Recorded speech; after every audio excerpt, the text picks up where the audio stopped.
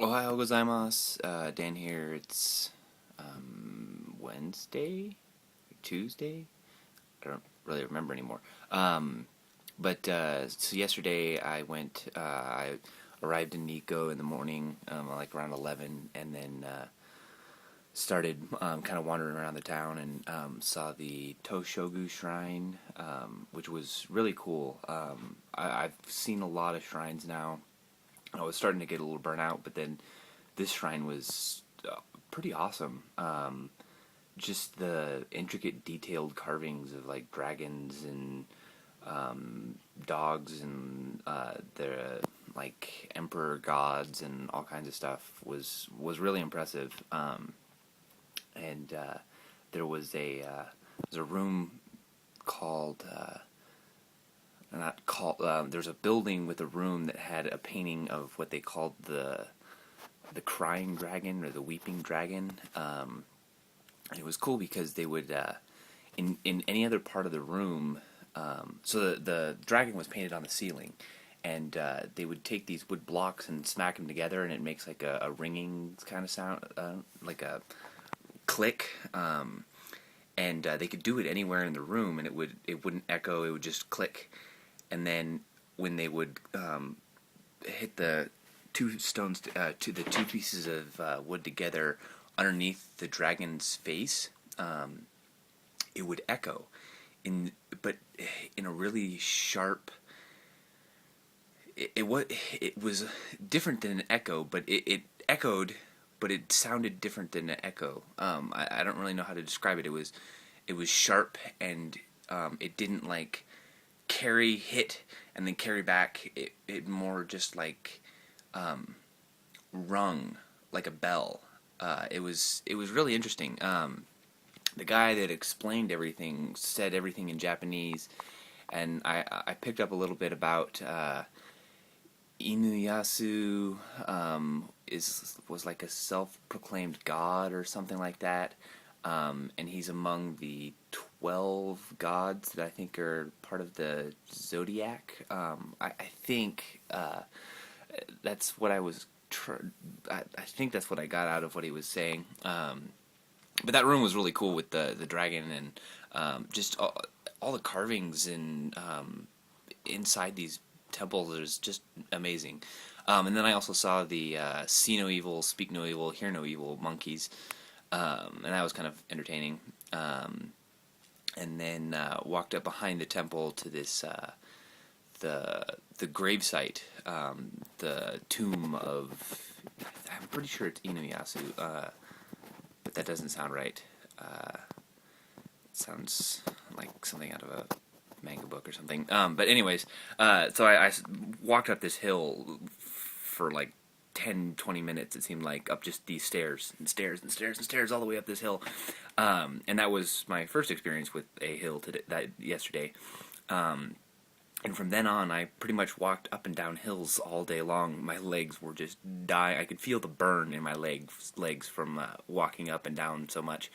So after I went to that shrine, I went to another one. Outside the Toshogu Shrine, there was the 5-storied pagoda, which I made a video of right outside, with the 5-story pagoda right behind me. So then I walked out and found another temple, and the leaves are just so vibrant right now. With they'll be yellow, and then there'll be tips of just dark red and just really cool colors. So I've taken a bunch of pictures of trees, but. Then I found this other shrine that was pretty cool. It was another shrine. I don't know how else to describe it. And then I walked on, and I was going to walk up to like a waterfall, but I asked somebody. It was really cool. I stopped at this ramen place and had lunch, and then I asked the waitress if she could help me, and I asked her, how close is this waterfall that was on my map. And we talked in Japanese the whole time, so I was just thrilled that I was able to ask for directions, and she was like, it's an hour walk from here, and I was like, I'm not going to do that. So there was the Emperor's Palace, and a botanical garden was pretty kind of close. So I decided I'll walk over there, and I walked and I got inside the old emperor's palace, and from the outside it looked kind of small. I was like, okay, this isn't that impressive. And then you start walking around, and it just goes on and on and on and on and on and on and on.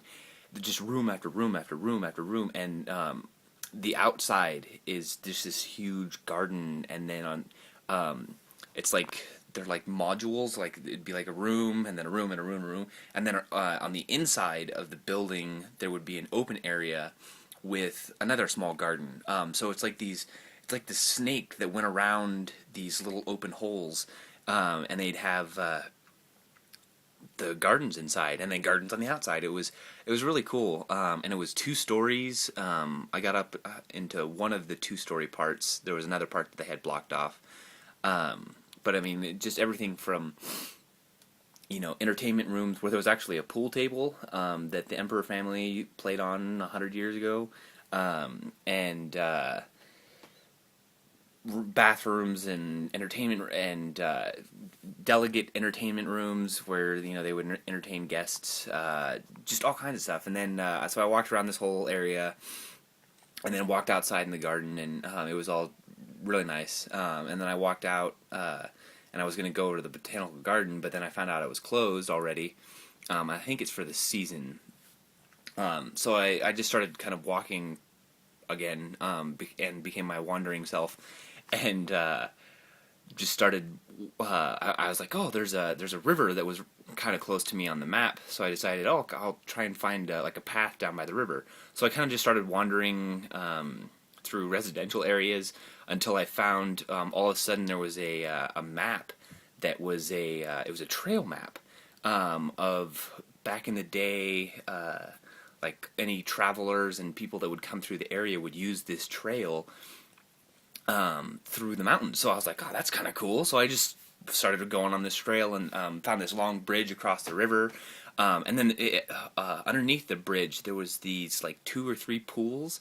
And in the pools they looked like rainbow trout, but they were a little bit different to me. Their heads were shaped a little different. But they were huge. They were like 2.5 feet long, easy.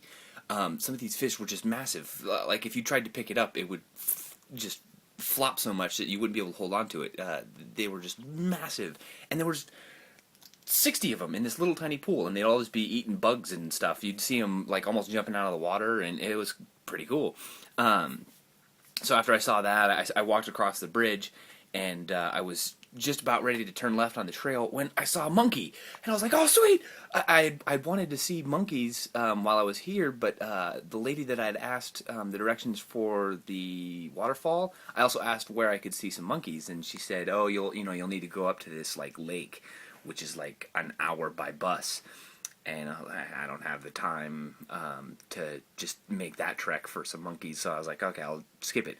But then I see these monkeys walking along this trail, and I just got so excited, so I started taking a bunch of pictures, and they were actually really skittish.